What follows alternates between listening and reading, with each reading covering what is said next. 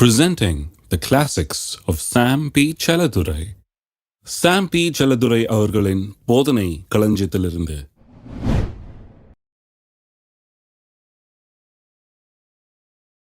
கர்த்தருடைய ஆசீர்வாதமே ஐஸ்வர்யத்தை தரும். அவர் அதனுடைய கூட வேதனையை கூட்டார். வேதனை இல்லாத ஐஸ்வர்யம். அப்ப இந்த வேதனைங்கிறது இந்த கடின உழைப்பு, பாடுகள், வேர்வை, வருத்தம், இதுதான் அந்த வேதனை. இந்த வேதனை பல காரணங்களால் இருக்குது. அதெல்லாம் ஒன்றுனா கொஞ்சம் பகிர்ந்து கொள்ள போகிறேன் உங்களோட. ஒரு காரணம் சொன்னேன் உங்களுக்கு. ஒரு காரணம் என்னன்னா, மனுஷன் தேவனிடத்திலிருந்து துண்டிக்கப்பட்டு விட்டான் பாவம் செஞ்ச உடனே. ஆதாம் எதுக்கும் அவன் கவலைப்பட்டதே கிடையாது. ஏதேன் தோட்டத்தில் எதுனாலும் கடவுள் அவனுக்கு சொல்கிறாரு, கடவுள் அவனை பேசுகிறாரு, இதை பண்ணு, போ, இதை செய்ய அப்படின்னா செய்கிறான். அவனுக்கு எல்லாம் கிடைக்குது, ஒன்றுமே பிரச்சனையே கிடையாது. எனக்கு தெரியல, இதை ட்ரை பண்ணி பார்க்குறேன் அப்படின்னு ஒரு நாளும் சொன்னதில்லை. ட்ரையல் எரர்லாம் அவன் யூஸ் பண்ணதே கிடையாது. கடவுள் அவனுக்கு நிச்சயமான வழி காட்டுறாரு, அவன் செய்கிறான்.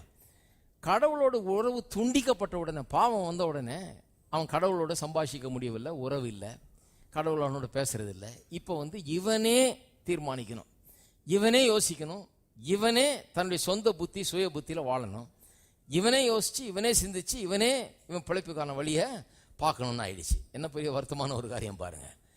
சுய புத்தியை சாராமன்னு சொன்னது இதுதான். இப்போ இன்னொரு காரணத்தை இன்றைக்கு சொல்கிறேன் உங்கள்கிட்ட. இன்னொரு காரணம் ஏன் பாடுகள் இருக்குது நிறைய பேருடைய வாழ்க்கையில். கிறிஸ்தவர்கள் இந்த பாடுகளை அகற்ற வேணும் பாருங்க. எது பாடுக்கு எது காரணன்றதை ஐடென்டிஃபை பண்ணணும். நாம் சாபத்துக்கு கீழே இல்லை, நம்ம ஆசீர்வாதத்தின் கீழே இருக்கிறோம். ஏன் பாடுபடுறோம்? இப்போ ஏன் இவ்வளோ கஷ்டப்படுறோம்? ஏன் வருத்தத்தோட பலனை பூசிக்கிறோம்? கிறிஸ்தவர்களாக இருந்துக்கிட்டு, விசுவாசிகளாக இருந்துக்கிட்டு, ஆசீர்வாதத்துக்கள் இருந்துக்கிட்டு ஏன் இன்னும் இவ்வளோ பாடுகள்? ஏன்னா சில காரணங்கள் இருக்குது. அதுக்கு இன்னொரு காரணத்தை சொல்கிறேன். இன்னொரு காரணம் என்னன்னா, மனம் புதிதாகாததுனால. மனம் புதிதாகாததுனால. எந்த விதத்தில் மனம் புதிதாகணும் பாருங்க. பெருக்கம் என்பது வாழ்க்கையில் நான் நன்றாக இருக்கணும், பெருகணும், விருத்தி அடையணுங்கிறது எனக்கு நேச்சுரலாக வர வேண்டிய ஒன்று. எனக்கு அது தேவன் உள்ளே வச்சிட்டார். ஒரு மரத்துக்குள்ள விதைய வச்சிட்டார்.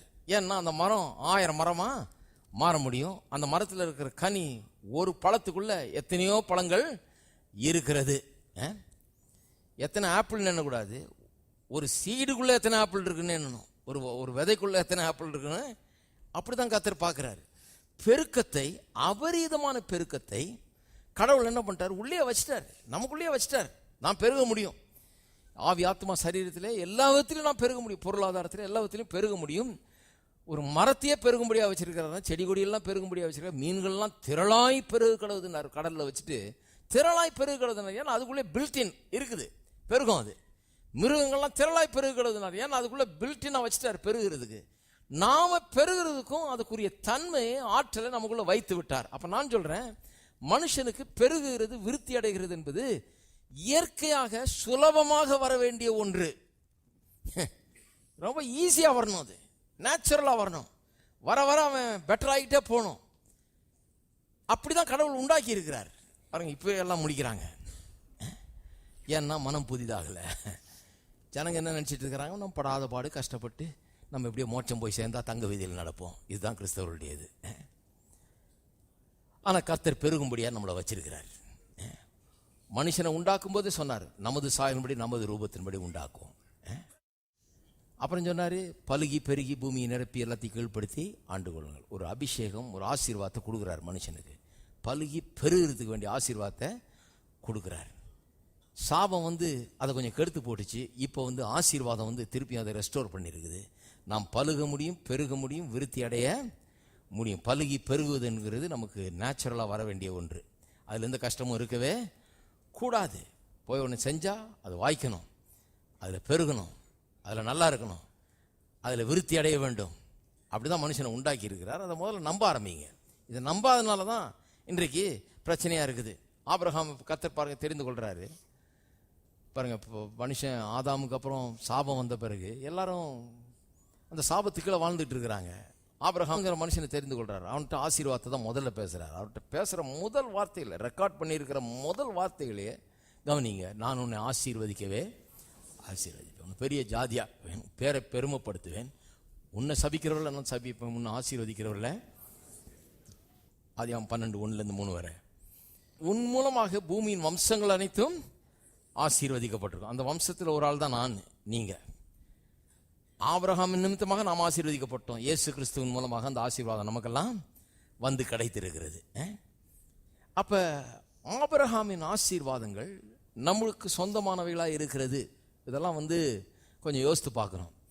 அவன்கிட்ட ஆசீர்வாதத்தை கர்த்தர் கொடுத்துட்டதுனால, அவன் ஆசீர்வதிப்பேன்னு சொல்லிட்டதுனால, இப்போ வா நான் சொல்கிற இடத்துக்கு போன்றாரு. போனால் அங்கே பஞ்சம். என்னடா அது ஆசீர்வதிப்பேன்னாரு, கடைசியில் வந்தால் பஞ்சதேசத்துக்கு கொண்டு வந்து விடுறாருன்னு பார்த்தான் அவன். அப்போ சொன்னார், எகிப்துக்கு போ. அங்கே போனால் அந்த ராஜா இவன் மனைவியை பார்த்து அட்ராக்ட் ஆகிட்டான். ஆள் சாரா கொஞ்சம் ரொம்ப அழகாக இருந்திருப்பாப்புல இருக்கு, ரொம்பவே அழகாக இருந்திருப்பாப்புல இருக்கு. ராஜாவே இந்த மாதிரி பார்த்தது இல்லைன்ட்டார். அந்த மாதிரி அழகு. எப்படியாவது அவளை எடுத்துடணும்னு பார்த்து கடைசியில் அவளை கொண்டாட சொல்லிட்டு இவனுக்கு கைமாத்தா, இவன் சொல்லிடுறான் என் தங்கச்சி தான் அப்படின்ற மாதிரி. ஒரு விதத்தில் தங்கச்சி தான், அது பாதி போய் ஒரு விதத்தில் தங்கச்சியா நான் மனைவி, சொந்தக்காரியை தான் கல்யாணம் பண்ணியிருக்கிறான், கசின் மாதிரின்னு வைங்களேன். அந்த விதத்தில் ஒரு பொய்யை சொல்கிறான், அரை பொய்யை தான் உயிரை காப்பாற்றிக்கிறதுக்காக. ராஜா அவளை எடுத்துக்கிட்டு என்ன பண்ணுறாரு, இவனுக்கு ஆடு மாடுகள் ஒட்டகம் வேலைக்காரி வெள்ளி பொண்ணு எல்லாம் இனாம தர்றாரு. ஏன்னா மச்சானாச்சே, நல்லா கவனிக்கணும். அழகான பொண்ணை கொண்டு வந்து கொடுத்துருக்காரு நமக்கு, இவரை நல்லா கவனிப்போன்னு ஃபுல் கவனிப்பு. சரி கவனித்து முடிச்சோன்னா கர்த்தர் பார்த்துக்கிட்டே இருந்தா. சரி கவனி, நீ பார்த்துக்கிறேன் ஒன்று. ராத்திரி அவன்கிட்ட சொன்னார், தொலைச்சி விடுவோம் ஒன்று, அது இன்னொருத்தன் பொண்டாட்டி, மரியாதையாக திருப்பி அனுப்பி வை அப்படின்னோன்னு அவன் பயந்து போய் அடுத்த நாள் கூப்பிட்டியாப்பா சொல்லக்கூடாதா எனக்கு, இந்நேரம் என் வீட்டில் சாவு விழுந்துருக்கும், இந்த மாதிரி பண்ணிட்டியே நீ அப்படின்னு சொல்லி இந்த அவன் மனைவின்னு திரும்ப கொடுத்தான். ஆனால் கொடுத்தது திரும்ப வாங்க மறந்துட்டான். எல்லாம் வெள்ளி பொண்ணு ஆடு மாடு ஒட்டகம் அது இது வேலைக்காரி எல்லாம் அது பேக்கேஜ் அப்படியே கொடுத்துட்டான் போன்னு. அடுத்த வசனம் பார்த்தீங்கன்னா 13ஆம் அதிகாரம் ஆரம்பிக்குது. பஞ்ச நேரத்தில் இவன் அங்கே போயிட்டு நோகாம எந்த பெரிய பாடுபட்டு ரத்த வேர்வை சிந்தி ஒன்றும் சம்பாதிக்கல, நோகாம ஓவர் நைட்டு பெரிய பணக்காரனாகி வெளியே வர்றான். வேத வசனம் சொல்லுகிறது, ஆபிரகாம் ஆடு மாடுகளையும் வெள்ளியும் பொன்னையும் வேலைக்காரனையும் உடைய சீமானாய் இருந்தான். இருக்கீங்களா? வாசித்து பாருங்க 13ஆம் அதிகாரம் 1ஆம் வசனத்தை. சீமானாய் இருந்தான். உள்ள போகும்போது சாதாரண நாளாக போனான், வெளியே வரும்போது என்னப்பா வேலை பார்த்த? ஒன்றும் வேலை இல்லை, அங்கே போன கடவுள் இவ்வளோத்தையும் கொடுத்தாரு. அவன்கிட்ட இருக்கிறத தூக்கி டிரான்ஸ்ஃபர் பண்ணி விட்டார். நமக்கு சுதந்திரம், இது என்னுடைய சுதந்திரம், நான் கடவுளுடைய பிள்ளை, அதனால எனக்கு இவனுக்கு தான் போகணும்னு சொல்லி அந்த ராஜாவுக்கு இது வேணாம் இவனுக்கு கொடுப்போம்னு சொல்லி ராஜாக்கிட்ட இருக்கிறத அள்ளி இவனுக்கு கொடுத்துட்டாரு கர்த்தர். அப்போ பாருங்க, நோகாம அவன் என்ன வருத்தத்தோட பலனை புசித்தானா? அவன் வேர்வை சிந்தி சாப்பிட்டானா? கிடையாது, ஒன்றும் கிடையாது. வெளியே வரும்போது பெரிய ஐஸ்வர்யவான வருகிறான்.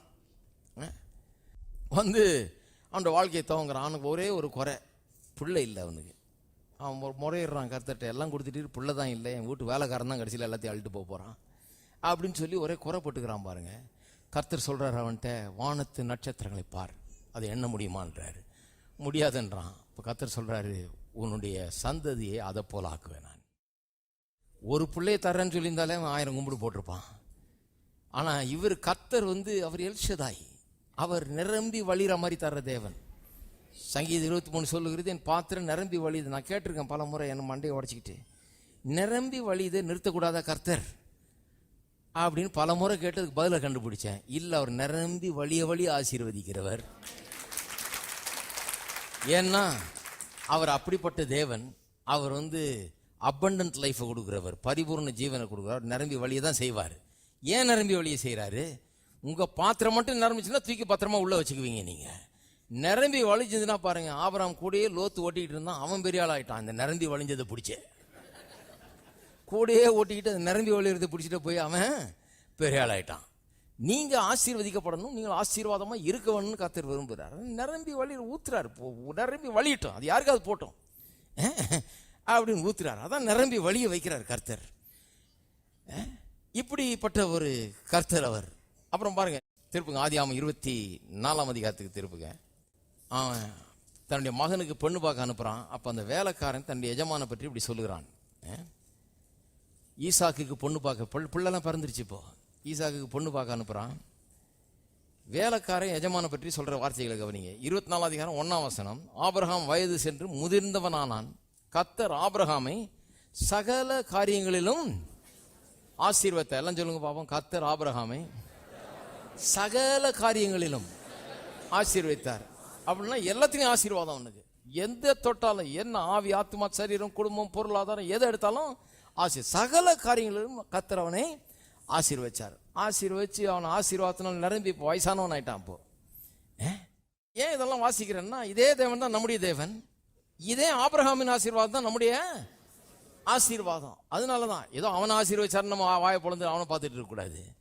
அதுதான் நம்முடையது இல்லைங்களா?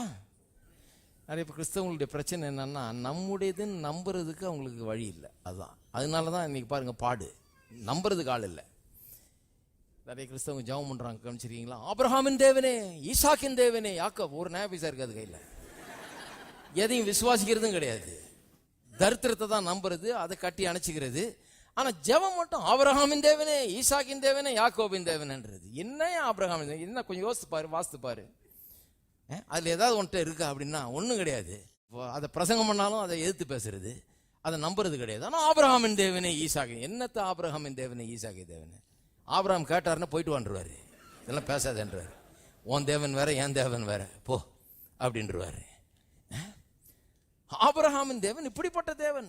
சகல காரியங்களும் அவனை ஆசீர்வதித்தார். அவனுடைய வேலைக்காரன் சொல்றான் பாருங்க, பொண்ணு வீட்டார்கிட்ட சொல்றான். 34ஆம் வசனத்தை பாருங்க. அப்பொழுது அவன், நான் ஆபிரகாமுடைய ஊழியக்காரன், கர்த்தரின் எஜமானை மிகவும் ஆசீர்வதித்திருக்கிறார். ரொம்ப அதிகமாக ஆசீர்வதிச்சிட்டாருன்றான். மிகவும் ஆசீர்வதித்திருக்கிறார். அவர் சீமானாய் இருக்கிறார். சாதாரண நாள் தான் சீமான் ஆயிட்டாரு. கடவுளை பின்பற்றி வந்தாரு, சீமான் ஆயிட்டாரு. கர்த்தர் அவருக்கு ஆடு மாடுகளையும் வெள்ளியையும் பொன்னையும் வேலைக்காரையும் வேலைக்காரிகளையும் ஒட்டகங்களையும் கழுதைகளையும் யார் கொடுத்தது? அந்த காலத்தில் சொல்லிட்டாங்க பிசாசு தான் இதெல்லாம் கொடுக்குறான்னு. வெள்ளி பொண்ணெல்லாம் பிசாசு கொடுக்குறான். ஏதாவது உனக்கு நல்லது நடந்தா, அந்த காலத்தில் பாருங்கள், யாராவது பாவம் போய் ஒரு பழைய ஸ்கூட்டரை வாங்கிட்டு வருவாங்க. உடனே பிசாசு ஒன்று ஸ்கூட்டரை கொடுத்து கெடுத்துட்டானாக்கும் ஒன்று அப்படின்னு ஆரம்பிப்பாங்க. அதே பழைய ஓட்ட ஸ்கூட்டராக இருக்கும். பிசாசு எங்கே இன்னொருத்தனுக்கு ஸ்கூட்டர் தரப்போகிறான்? அவன் ஒரு தரித்திரன், அவன் ஒரு ஓட்டாண்டி. அவன்கிட்ட ஒன்றும் இல்லை. அவன் எனக்கு ஸ்கூட்டர் தருவானா, காரு தருவானா, உங்களுக்கு வீடு தருவானா? நான் சொல்கிறேன், உங்களுக்கு காரு கொடுத்தா, வீடு கொடுத்தா, சொத்து கொடுத்தா, பணம் கொடுத்தா, வேலை கொடுத்தா, எது கொடுத்தா, எந்த நல்லது நடந்தாலும் எல்லா நன்மையான ஈவுகளும் ஜோதிகளின் பிதாவாகிய அந்த பரலோக தாப்பனத்தில் வருகிறது. அதனால இதெல்லாம் நம்பாதீங்க. பாருங்க, இதெல்லாம் தவறான போதனைகள். பிசாசு கொடுத்தான், பிசாசு கொடுத்தான்னு சொல்லி எந்த பிசாசு அதெல்லாம் வச்சிருக்கிறான். அவன் ஒன்றும் இல்லாதவன் தெரிஞ்சுக்கிட்டு இருக்கிறான், அவன் இடம் இல்லாம. அப்பேற்பட்டான். அவனுக்கே வீடு இல்லை. நீங்க உள்ளத்தை திறந்து கொடுத்தாதான் அங்க வந்து தான் இருக்கணும். அவன் வேற எங்கேயும் அவன் வந்து அலைஞ்சு தெரிஞ்சுக்கிட்டு இருக்கிறான். அவன் வீடு இல்லாத ஓட்டாண்டி. அவன் எப்படி உங்களுக்கு வீடு தர முடியும்? கர்த்தர் தான் வீடை தர்றாரு, கர்த்தர் தான் இதெல்லாம் தர்றாரு, கர்த்தர் தான் எல்லாத்தையும் கொடுத்தார் என்று சொல்கிறான். வேத வசனத்தை வேத வசனமா கவனிங்க. சும்மா மனுஷர் போதனைகளை வச்சு வாழ்க்கையை கெடுத்து கொண்டிருக்க கூடாது. யாரோ ஒருத்தவங்க சொன்னாங்க, அவர் இப்படி சொன்னாரு, பிசாசு அவனை பணக்காரனாக்கி கெடுத்துட்டானாக்கும், அப்படி ஆகுன்னு. அதெல்லாம் ஒன்றும் கிடையாது. பணக்காரனாகி ஒருத்தன் கெட்டான்னா அது அவனுடைய வேலை. பணத்தை எப்படி பண்ணுறதுன்னு தெரியல அவனுக்கு, அவன் கெட்டு போனான். அதனால பிசாசு கொடுத்தான்னு அர்த்தம் இல்லை. கர்த்தர் கொடுத்த பணத்தை ஒழுங்காக வச்சு ஒழுங்காக இருக்க தெரியாதவன் இல்லையா? சரி, அப்போ கர்த்தர் கொடுத்திருக்கிறார். இருக்கீங்களா? கர்த்தர் கொடுத்திருக்கிறார். நான் சொல்கிறேன், அதே கர்த்தர் தான் நம்முடைய கர்த்தர், அதே உடன்படிக்கை தான் நம்முடைய உடன்படிக்கை, அதே ஆசீர்வாதம் தான் நம்முடைய ஆசீர்வாதம். ஆனால் நம்முடைய மனது அப்படி சிந்திக்க மறுக்கிறது. என்னைக்கு நம்முடைய இருதயம் ஆழத்தில் அப்படி சிந்திக்க ஆரம்பிக்குதோ, அது உள்ளத்தில் பதியுதோ, அன்றைக்கு தான் நாம சீமானலாக போகிறோம். அன்னைக்கு தான் நம்முடைய வாழ்க்கையில் இம்ப்ரூவ்மெண்ட்டை காண போகிறோம். அன்னைக்கு தான் நம்முடைய வாழ்க்கையில் ஒரு மாற்றத்தை காண போகிறோம். இதெல்லாம் இருக்குது பாருங்க. ஆபிரகாம் செஞ்சிருக்காரு, நமக்கும் செய்வார். அதே ஆசீர்வாதம், அதே கவனன்ட், அதே உடன்படிக்கை, அதே எல்லாம். ஆனால் யாராவது நம்புறாங்களா பாருங்க? நான் சொன்ன மாதிரி ஆபிரகாம், ஈசாக்கு, யாக்கோபின் தேவனேன்பாங்க. ஆனால் ஒன்றும் கிடையாது, எதையும் நம்புறதில்லை. இப்போ பாருங்க, நீதிமொழிகளை திருப்புங்க. 23:7. அவன் இருதயத்தின் நினைவு எப்படியோ, எல்லாம் சொல்லுங்க, இருதயத்தின் நினைவு எப்படியோ அப்படியே அவன் இருக்கிறான். எப்படி இருக்கானா? இருதயத்தின் நினைவு எப்படியோ அப்படியே இருக்கிறான். இருதயத்தின் நினைவுனா பாருங்க, நினைவுன்னு சொல்லுது, அப்புறம் இருதயம்னு சொல்லுது. அப்பன்னா மைண்ட் எப்படி வேலை செய்யறதுன்னு கொஞ்சம் கவனிக்கணும். ஏன்னா மனம் புதிதாகிறத பற்றி தான் பேசுகிறோம். மனம் சரியில்லை நிறைய பேருக்கு, எண்ணங்கள் சரியில்லை, நினைவுகள் சரியில்லை.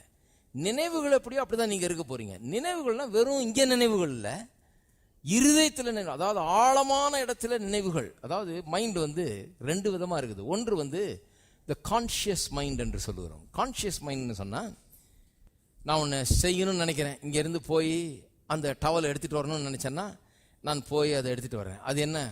அது என்ன மாதிரி ஆக்டிவிட்டி? Conscious mind. என்னுடைய கான்ஷியஸ் மைண்ட்லேருந்து நான் செய்கிறேன், இங்கிருந்து செய்கிற ஆக்டிவிட்டி. ஆனால் நான் கார் ஓட்டும்போது ரொம்ப ஆழமான சப்ஜெக்டை டிஸ்கஸ் பண்ணிகிட்டு இருப்பேன், யார்கிட்டையாவது பேசிக்கிட்டு இருப்பேன். ரொம்ப டிராஃபிக்கில் ஓட்டிகிட்டு போவேன், பயங்கர டிராஃபிக்காக இருக்கும். ஆனால் ரொம்ப ஆழமான டீப் சப்ஜெக்டை பேசிக்கிட்டு நான் பாட்டுக்கு டிராஃபிக்கில் ஓட்டிக்கிட்டே போவேன். அது எப்படின்னா, அது வேற விதமான மைண்ட். அது இங்கேருந்து ஓட்டலை, நான் இங்கேருந்து ஓட்டுறேன். ஏன்னா அந்த டிரைவிங்கிறது சின்ன வயசுலேருந்து ஓட்டி ஓட்டி அது உள்ளே போய் ஆழமாக பதிஞ்சிருச்சு. அதுக்கு பேர் தான் சப்கான்ஷியஸ் மைண்டுன்னு பேர். சப்கான்ஷியஸ் மைண்டில் தான் 80% of our activity comes from subconscious mind. நம்முடைய நடவடிக்கைகளில், நம்முடைய நடக்கையில் 80% அந்த ஆழ்மனதிலிருந்து, அதில் இருக்கிற எண்ணங்கள், அதில் கற்றுக்கொண்ட காரியங்கள், அதில் பதிந்திருக்கிற காரியங்கள் விளைவாக தான் செய்ய ஆரம்பிக்கிறோம். இங்கிருந்து செய்யறதில்ல, இங்கிருந்து செய்கிறோம். அப்ப சில காரியங்கள் வந்து என்ன ஆயிடுது, போய் ஆழ் மனதில் பதிஞ்சிருது. செகண்ட் நேச்சர் மாதிரி ஆயிடுதுன்றாங்களா, அதான் அது. செஞ்சு செஞ்சு செஞ்சு திருப்பி பண்ணி பண்ணி பண்ணி பண்ணி அதுலேயே ஊறி ஊறி ஊறி பல வருஷங்களாக ஓட்டி ஓட்டி ஓட்டி ஓட்டி இப்போ வந்து என்ன ஆயிடுச்சு, ரொம்ப பதிஞ்சிருச்சு உள்ள. அது செகண்ட் நேச்சர் மாதிரி ஆயிடுச்சு. நான் ரொம்ப யோசிக்க வேண்டியதில்லை ஓட்டுறதை பற்றி. ரொம்ப இது எத்தனாவது கியர், யார்கிட்டயா சொல்லி ஃபாலோ பண்ணிட்டே வாங்க, எத்தனாவது கியர் சொல்லுங்க, அடுத்து என்ன கியர்னு, அப்படிலாம் ஓட்டுறது இல்லை இல்லையா. ஆனால் புதுசாக ஓட்டுறவங்கள பாருங்க, இல்லாத இது பண்ணுவாங்க. எல்லாமே இதெல்லாம் இருங்க, இவங்க ஓட்டுறதுக்கு எல்லாமே இதெல்லாம் இருக்கணும், ஒருத்தரும் பேசக்கூடாது காரில். இந்த மாதிரி பார்த்துருக்கீங்களா நீங்கள்? நான் சிலருக்கெல்லாம் டிரைவிங் கற்றுக் கொடுத்துருக்குறேன், அனுபவிச்சு சொல்கிறேன். நான் யாரும் பேசக்கூடாது, எல்லாம் இதெல்லாம் இருக்கணும். ஏன்னா பேசினா ஓட்ட முடியலையா, பேசுறதுக்கு இதுக்கு என்ன சம்பந்தம் இருக்குது? ஓட்டும் போது ஒன்னொன்னா என்றது. இப்ப ஃபர்ஸ்ட் கியர், இப்ப செகண்ட்ல தானே இருக்கிறேன், இப்ப தேர்டுக்கு போகவா, பின்ன எதுக்கு போகன்னு கேக்குறது. அடுத்த நாள் ஓட்டும் போது இதே கதிதான், இப்படியே தான் 10-15 நாள் வெளியே கொண்டு போய் ஒரு 50 கிலோமீட்டர் ஓட்ட வைக்கிறது. இதே தான். செகண்டுக்கு போகவா, கேட்காத போ, கேட்காமல சும்மா போகவா போகவானா என்ன இது? கொஞ்சம் ஸ்லோ பண்ணணும். இப்போ திருப்பி ஃபர்ஸ்ட்டுக்கு வரணுமா, செகண்டுக்கு வரணுமா, இப்போ எதில் இருக்கிறேன்னு தெரியல, கொஞ்சம் பார்த்து சொல்லுங்க.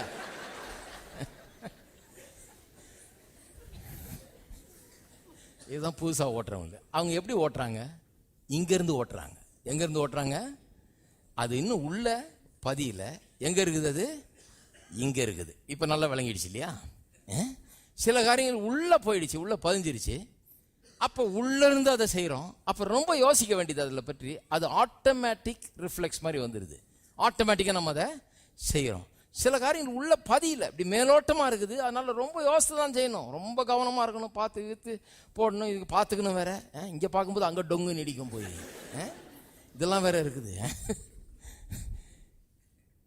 கியரையா பார்ப்பாங்க போடும்போது, பிரேக்கை வேற தப்பு தேடுறது. அப்புறம் எது பிரேக்குன்னு, அது ஏன்னா இந்த மைண்டில் ஓட்டுறதுனால அது வந்து கொஞ்சம் நாள் ஆகும்.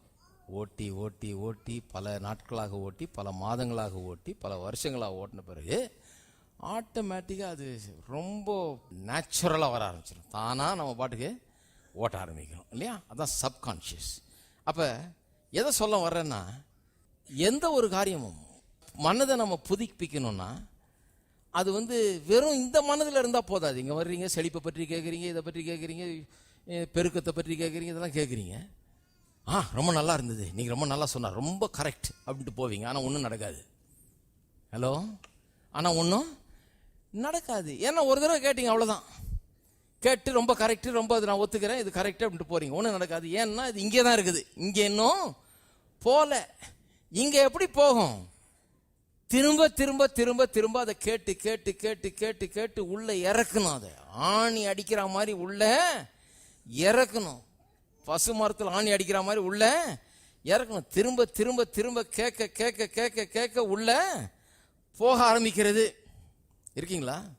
அப்படி போன பிறகுதான் பலன் கொடுக்க ஆரம்பிக்குது. அப்படி உள்ள நம்ம மனதில் வைக்காம கடவுள் நமக்காக ஒன்றும் செய்ய முடியாது. அவர் சொல்லிட்டாரு, இதுதான் பிரின்சிபல், இதுதான் பிரமாணம். என்ன பிரமாணம்? மனுஷனுடைய இருதயத்தின் நினைவுகள் எப்படியோ அப்படிதான் அவன் இருப்பான். அவர் இப்படி சொல்லல, பயப்படாத, அவன் எப்படி இருந்தாலும் நான் அவனை இப்படி இருக்க வைக்கிறேன்னு சொல்லல. அப்படி சொல்லியிருந்தாலும் நம்ம எப்படி வேணா இருந்துக்கலாம். அவர் நம்மளை எப்படி இருக்கணுமோ அப்படி இருக்க வைப்பாரு. அப்படி சொல்லலையே. அவர் என்ன சொல்றாரு? மனுஷனுடைய இருதயத்தின் நினைவுகள் எப்படியோ அப்படித்தான் அவன் இருப்பான். அப்ப இருதயத்தின் நினைவுகளை மாத்தாம அந்த மனுஷன் இருக்கிற விதத்தை மாத்தவே முடியாது. இருக்கிறீங்களா? கவனிக்கிறீங்களா? இங்க இருக்கிற எண்ணங்களை, ஆழ் மனதில் இருக்கிற எண்ணங்களை மாத்தாம அந்த மனுஷனுடைய வாழ்க்கையை மாற்றுவது என்பது முடியாது. இதுதான் ஜனங்களுக்கு விளங்க மாட்டேங்குது பாருங்க. நானும் கோயிலுக்கு போனேங்க, 3 வாரம் போனேங்க, ஜெபம் பண்ணாருங்க, என் தலையில கை வச்சாருங்க, ஒன்றும் ஆகலைங்க. எங்கேயாவது நான் சொன்னேன்னா தலையில கை வச்சா ஏதாவது ஆகும்னு? சரி, சிலருக்கு சோகமாகறாங்க, இது பண்ணுறாங்க. கடவுள் நல்லவர் பாருங்க. கர்த்தர் ஜனங்களுக்கு சோகங்களுக்கு கொடுக்குறாரு, அவங்களுக்கு விடுதலை தர்றாரு, அதெல்லாம். ஆனால் நீங்கள் தொடர்ந்து விசுவாசித்தா தான் அதை பற்றி கொள்ள முடியும், அதில் இருக்க முடியுமோ ஒழிய நீங்கள் விசுவாசிக்காமல் அதில் ஒன்றும் நடக்கவே நடக்காது. அதனால தான் பாருங்க, துன்மார்க்கனுடைய ஆஸ்தி நீதிமானுக்காக வைத்து வைக்கப்பட்டிருக்கிறது. இதை நான் ரொம்ப யோசித்து பார்த்தேன். ஏன் வைத்து வைக்கப்பட்டிருக்குது? லேட் அப் ஃபார் த ரைச்சஸ்ன்னு இருக்குது. லேட் அப்னா அதை அப்படியே ஸ்டாக்காக வச்சிருக்கிறாங்க. துன்மார்க்கனுடைய ஆஸ்தி ஸ்டாக்கா வைக்கப்பட்டிருக்குது. நான் நினைச்சேன், என்னத்துக்கு அங்கே வைக்கணும், நம்மகிட்ட கொடுத்துட வேண்டியதானே, நான் தானே நீதிமான், நம்மகிட்ட கொடுத்துட வேண்டியதானே. அப்புறம் தான் எனக்கு விளங்குச்சு, ஓஹோ ஏன் வச்சிருக்கிறாங்கன்னா, நான் என்னைக்கு விசுவாசிக்கிறேன்னா அப்பதான் எனக்கு அது வரும். எடுக்கிறதுக்கு ஆள் இல்லாதனால, நம்புறதுக்கு ஆள் இல்லாதனால, இதை பெற்றுக்கொள்றதுக்கு ஆள் இல்லாதனால பத்திரமா வைக்கப்பட்டிருக்கிறது. அங்க நிறைய பேருடைய ஆசீர்வாதங்கள் அப்படியே ஷெல்ஃபில் இருக்குது, கர்த்தர் ரெடியா வச்சிருக்கிறார். நம்ம விசுவாசிக்கிறதுனால நம்ம அதை எடுத்துக்கொள்ள முடிகிறது கிடையாது பாருங்க. அப்ப நம்ம விசுவாசிக்காம ஒன்றும் நடக்க போறதே கிடையாது. சில காரியங்கள்லாம் நம்ம விசுவாசிக்காம நடக்கவே நடக்காது. ஒரு உதாரணம் சொல்றேன் பாருங்க. இப்போ நான் ஒரு மோசே போலன்னு வச்சுக்கோங்க, வாக்கு தத்தம் பண்ணப்பட்ட தேசத்துக்கு உங்களெல்லாம் கொண்டு போறேன். நீங்க இஸ்ரவேல் மக்கள் ரொம்ப முரட்டாட்டம் பண்றீங்க, நடுவேளில் வம்பு பண்றீங்க, முறுமுறுக்கிறீங்க, கலாட்டா பண்றீங்க, கல்லெறிய பார்க்குறீங்க, எல்லாம் பண்றீங்க. சரி, நான் மோசையை விட கொஞ்சம் பவர்ஃபுல் ஆளுன்னு வச்சுக்குவோம். நான் பார்க்குறேன், சரி இதெல்லாம் ஆகாது நமக்கு, இவங்களை பிடிச்சி கழுத்தை பிடிச்சி கொண்டு போய் உள்ளே தள்ளிடுவோம்.